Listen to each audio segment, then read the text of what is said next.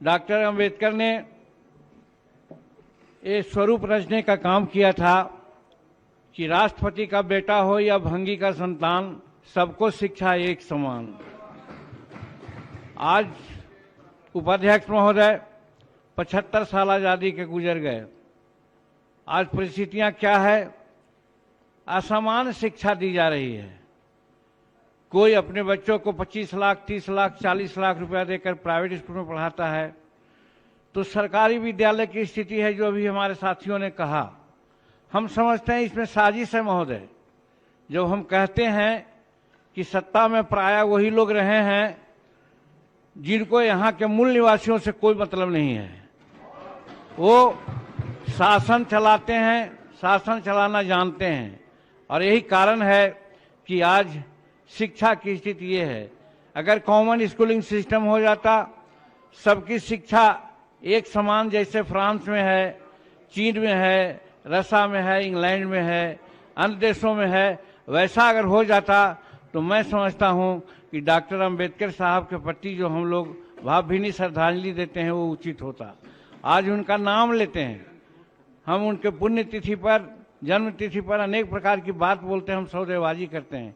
लेकिन जो उन्होंने कहा कि शिक्षा ही एक ऐसी विधा है जिससे हम आगे बढ़ सकते हैं, काम कर सकते हैं, और आज शिक्षा को इस तरह साजिश के तहत क्रूरतावश ऐसा दरकिनार कर दिया है कि गरीब के बच्चा नहीं पढ़ सकता है।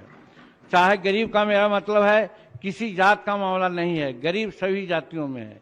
और गरीब के बच्चे सरकारी विद्यालय में पढ़ते हैं। और सरकारी विद्यालय में अभी आपने सुना होगा, इलाहाबाद हाई कोर्ट ने कहा था, जब हम मुख्यमंत्री थे तो हमारे दिमाग में बात आई थी, अगर एक आध महीना समय मिलता तो वो व्यवस्था हम लागू कर देते बिहार में। और वो व्यवस्था कहा था उसने कि अगर सरकारी विद्यालयों की स्थिति को ठीक करनी है तो कानून बनाइए, जज से लेकर के स्वीपर का बच्चा भी सरकारी विद्यालय में पढ़े। अगर ये व्यवस्था आज भी हो जाए तो हम समझते हैं कि सरकारी विद्यालयों की स्थिति ठीक होगी। लेकिन ये करेंगे नहीं चाहते हैं गरीब के बच्चों को पढ़ना। इसीलिए हम यही कहना चाहते हैं कि आज जो शिक्षा की व्यवस्था है उसमें आमूल-चूल परिवर्तन लाने की जरूरत है।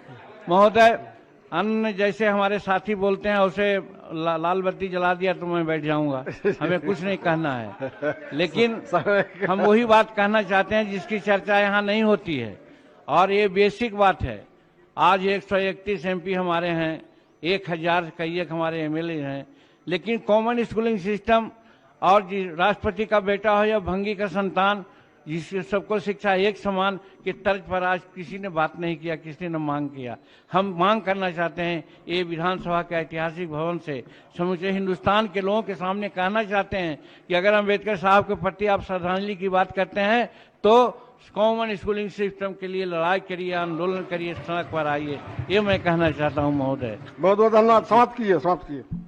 अब तो आप कहेंगे तो हम तो और सदस्य ऐसा नहीं कहेंगे, हम बैठ जाते हैं। बहुत बहुत धन्यवाद।